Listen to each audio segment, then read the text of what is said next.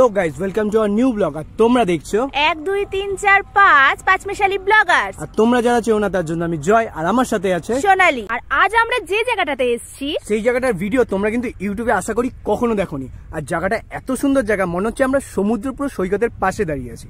আর জায়গাটার নাম হলো হাওড়ার আমবেরিয়া। আমাদের যেহেতু যাত্রাপথ শুরু মধ্যআম থেকে, তাই মধ্যআমে দিল্লি রোড হয়ে বালি ব্রিজ হয়ে সোজা চলে যাওয়ার পর রাস্তা দুটো ভাগে ভাগ হয়, একটা যায় দিল্লির দিকে আর একটা যায় হলো খড়গপুরের দিকে। আমরা যাবো হলো খড়গপুরের দিকে। খড়গপুর যে NH16টা গেছে সেই দিকে আমরা অগ্রসর হব।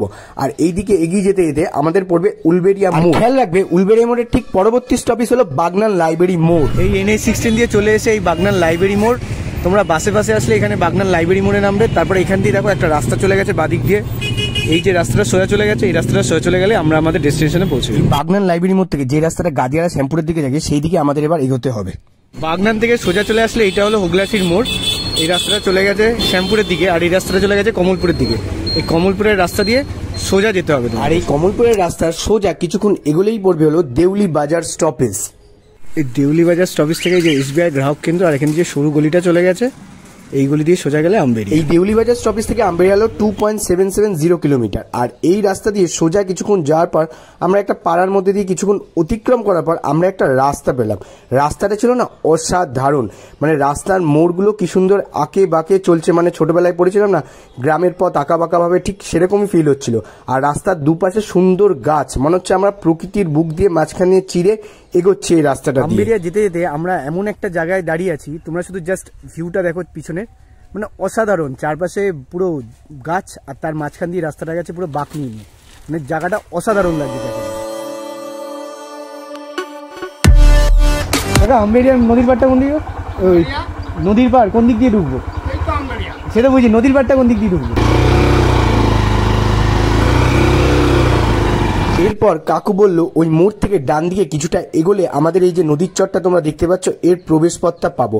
আমরাও সেই অনুযায়ী এগোতে লাগলাম। আর কিছুক্ষণ এগোনোর পরেই আমরা পেয়ে গেলাম নদীর চরের প্রবেশ পথটি। আর সেখান দিয়ে আমরা প্রবেশ করার পরে দেখলাম নদীর চরটি অসাধারণ, জাস্ট লাইক এ ওয়াও। শুধু চারপাশের ভিউটা দেখো, চারপাশটা অসাধারণ লাগছে চারপাশে।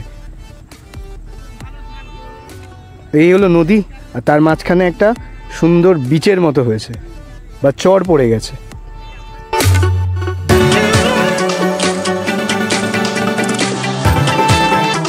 এরপর আস্তে আস্তে আমরা নদীর দিকে অগ্রসর হতে গেলাম। তবে একটা কথা বলে দেওয়া ভালো, যেহেতু এখানে পুরোটাই মাটি, তা বর্ষাকালে এখানে আসলে একটু সাবধানে আসবে, কিন্তু বর্ষাকালে পুরো জায়গাটা কাদা কাদা হয়েছে। এরপর শুধু রূপনারায়ণ নদীকে দেখো, রূপনারায়ণ নদীর স্নিগ্ধতা যেন তোমার গায়ে মিশে যাবে। এখানে তুমি দাঁড়ালে বুঝতে পারবে এর ফিলিংটা।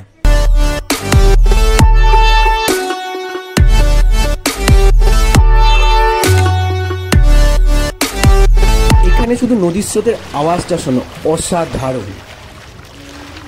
রূপনারায়ণ নদীর পাশে এই চরটা পড়ে এই সুন্দর বেশ জায়গাটা সৃষ্টি হয়েছে। আর ওই পাশটা কি সুন্দর খেলার মাঠ আছে, ওখানে বাচ্চারা আবার খেলছে।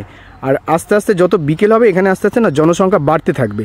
কলকাতা থেকে মাত্র 78 কিলোমিটার দূরে এত সুন্দর একটা যে স্পট আছে, সেই স্পটটা হয়তো অনেকেই যাও না। আর এই জায়গাটা এখনো পর্যন্ত ভাইরালও হয়নি। আর জায়গাটা এত সুন্দর, এই জায়গাটা আসলে দেখলে তোমরা বুঝতে পারবে জায়গাটার সৌন্দর্যটা। একদিনের ঘোরার জন্য এটা হলো আদর্শ জায়গা। আর সাথে রয়েছে উপরি পাওনা হিসাবে রূপনারায়ণ নদী। তোমরা ওপারে যে দেখতে পাচ্ছ এই নদীর ওপারে, এই রূপনারায়ণ নদীর ওপারে যেটা আছে সেটা হলো তোমার মেদিনীপুরের তমলুক শহর। আর আমরা ঠিক এপারে দাঁড়িয়ে আছি, এটা হলো আমবেরিয়া, এটা হাওড়ার আমবেরিয়া গ্রাম।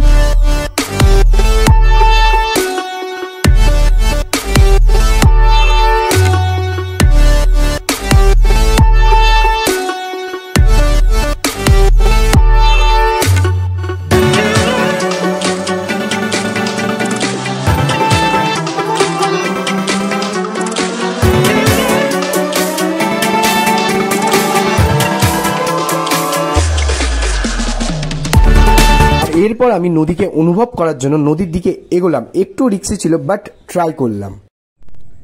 নদীর পাড়টা ভেঙে গেছে, আমিও ঠিক ভয়ে ভয়ে নিচে নামলাম, যে পাড়গুলো দেখে মনে হচ্ছে ভেজা, কিন্তু এখন প্রায় শুকিয়ে গেছে, পাটা একটু বসে যাচ্ছে।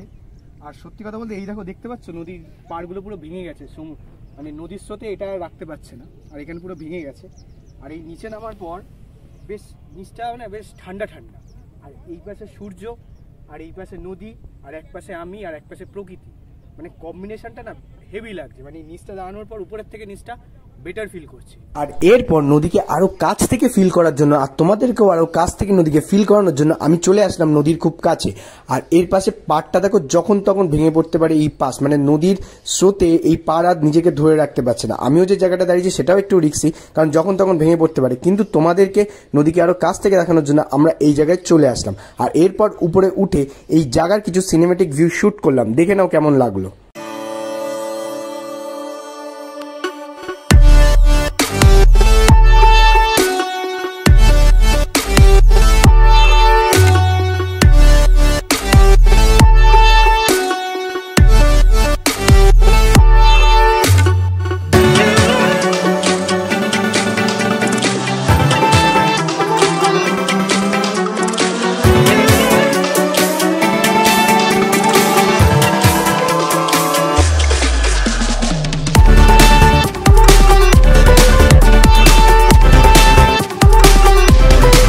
এই দেখো সোনালির নিজের খাবার নিজে একা নিয়ে এসে নিজে খেয়ে নিচ্ছে, আমাকে দিলও না। আর তোমাদের এখানে বলে রাখা ভালো, এখানে যেহেতু অফবিট ডেস্টিনেশন, এখানে খাওয়া দাওয়ার জায়গা একদম আশেপাশে নেই। তোমরা যদি আসো নিজেদের খাবার নিজে নিয়ে আসবে। আর এখানে তোমরা পিকনিক করতেও আসতে পারো। এখানে অনেকেই আছে নিজেদের মতো নিজেরা এসে পিকনিক করে যে যার মতো আবার বাড়ি চলে যায়। পাশেই এখানে একজনের সাথে দেখা হলো, সে এখানকার স্থানীয় লোক। তার কাছ থেকে এবার আম্বেরিয়া সম্বন্ধে কিছু কথা জেনে নেওয়া যাক। আম্বেরিয়া গ্রাম তো এটা, লোকজন আসে এখানে শীতকালে প্রচন্ড ভিড় হয়, প্রচুর লোক। বড় দিন গুনে আর কি এখানে মানে 2-3 হাজার 4 হাজার করে লোক চলে আসে। পিকনিক আর কি, পিকনিকে যে যার মতো এসে গাড়ি রেখে পিকনিক করে চলে। হ্যাঁ ওই তো সবাই যে সব পড়ে আছে, হ্যাঁ দেখলাম তো ওখানে সব দেখছি পিকনিক ওখানের মতন জায়গা পাবে। হ্যাঁ খুব সুন্দর জায়গা, কোনো দিকে কারো অসুবিধা আমরা করি নিজের মতো এসে সব। হ্যাঁ যে যার যা পারে করুক, চোখ আছে দেখতেছি, কান আছে শুনতেছি, আমরা দেখতেছি, আমাদের কোনোটা আপত্তি নেই। এমনি তো জায়গাটা তো ভালো, সেফ তো, না কোনো অসুবিধা পাবে। আমরা এটা কিভাবে এসেছি, আমরা যেভাবে এসেছি তোমাদের ভিডিওতে দেখিয়ে দিয়েছি, তাও তোমাদের বলে দিচ্ছি। আমরা যেহেতু বাইকে এসেছি, আমরা কি করেছি হলো দিল্লি রোড ধরে NH-16 ধরে সোজা যে রাস্তাটা কোলাঘাটের দিকে গেছে সেই রাস্তা ধরে এসে কোলাঘাটের কিছুটা আগে বাগনান লাইব্রেরি মোড় পড়ে। আর ওই বাগনান লাইব্রেরি মোড় থেকে বাদিকে দেখবে একটা রাস্তা চলে গেছে গাদিয়ারার দিকে। সেই রাস্তা দিয়ে সোজা চলে আসার পর ওখানে হোগলাসা মোড় বলে একটা জায়গা আছে। সেই হোগলাসা মোড় থেকে রাস্তা দুটো ভাগে ভাগ হয়েছে, একটা গাদিয়ারার দিকে চলে গেছে, একটা কমলপুরের দিকে চলে গেছে। আমরা কি করলাম, কমলপুরের দিকে গেলাম। আর কমলপুরের দিকে যাওয়ার পর ওখানে গিয়ে দেউলি বাজার বলে একটা জায়গা আছে। সেই দেউলি বাজারের ঠিক অপোজিটে একটা সরু গলি আছে, সেই গলি দিয়ে আমরা বাইক নিয়ে এসেছি। তোমরা যদি 4 হুইলার নিয়ে আসতে চাও তাহলে আমরা যে রুট ধরে এসছি দেউলি বাজার, সেই রুটে না গিয়ে আরেকটু সোজা এগিয়ে গিয়ে কমলপুর বাস স্ট্যান্ড পড়বে। সেখান থেকে বর্দাপুর হয়ে ডান দিকে বেঁকে যে নদীর বাঁধটা পড়বে, সেই বাঁধ বরাবর আসলেই তোমরা এই প্লেসে অনায়াসে আসতে পারবে। তোমরা যদি ট্রেনে আসো তাহলে তোমাদের সবার ফার্স্টে হাওড়া স্টেশনে আসতে হবে। ওখান থেকে সাউথ ইস্টার্নের ট্রেন ধরে তোমাদের বাগনান স্টেশন নামতে হবে। ওখান থেকে বাগনান স্টেশনের পাশেই বাস স্ট্যান্ড থেকে কমলপুরের বাস ধরে কমলপুর নামতে হবে, বা তোমরা দেউলি বাজারও নামতে পারো। কমলপুরে যদি নামো, কমলপুর থেকে তোমরা টোটো পেয়ে যাবে। আর তোমরা যদি দেউলি বাজার নামো, দেউলি বাজার থেকে তোমরা ওখান থেকে টোটো পেয়ে যাবে। ওখান থেকে রিজার্ভ করে বা বুক করে তোমরা এই জায়গাটা অনায়াসে চলে আসতে পারো। এখানেই রয়েছে সুন্দর একটি খেলার মাঠ, যেখানে এখানকার লোকাল লোকজন এসে বিকেলবেলা খেলাধুলা করে।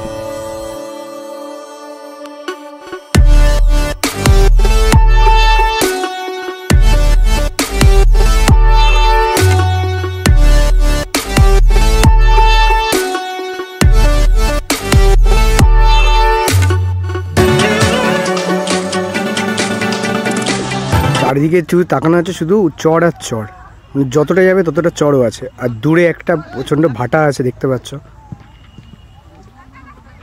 ইট ভাটা। আর এই পাশটা শুধু চড় আর চড়। মানে তোমরা যদি এখানে আসো, তোমার সবুজ দেখে, প্রাকৃতিক দৃশ্য দেখে সত্যি একদম মুগ্ধ হয়ে যাবেই। দেখতে দেখতে প্রায় সন্ধে হয়ে গেল। আমরা সেই 3টে 3:30 নাগাদ এসেছিলাম। আর বিকেলবেলা সময় কাটানোর জন্য এটা একটা আদর্শ জায়গা। আর শুধু বিকেলবেলা না, শীতকালেও যদি সকালের দিকেও আসো, দারুণ এই প্রাকৃতিক সৌন্দর্য আর পাশে নদী, অসাধারণ লাগবে। আর এর আগেও আমরা একটা বিচে গেছিলাম, সেটাও পুরো সেম টু সেম, সেটাও রূপনারায়ণ নদীর তীরের পাশেই ছিল, নাম বেনাপুর বিচ। যদি তোমরা ভিডিওটা না দেখে থাকো অতি অবশ্যই চেক আউট করে দেখে নিও। আর এতক্ষণ যখন তোমরা ভিডিওটি দেখলে, ভিডিওটি তোমাদের কেমন লাগলো কমেন্ট বক্সে অতি অবশ্যই জানাবে। আর হ্যাঁ, ভিডিওটি ভালো লাগলে লাইক, শেয়ার, সাবস্ক্রাইব মাস্ট। আর হ্যাঁ, পাশের বেল আইকন টিপতে কিন্তু ভুলো না আমাদের সমস্ত ভিডিওর নোটিফিকেশন পাওয়ার জন্য। আর তোমাদের সাথে দেখা হচ্ছে পরের ভিডিওতে, ততক্ষণ ভালো থেকো।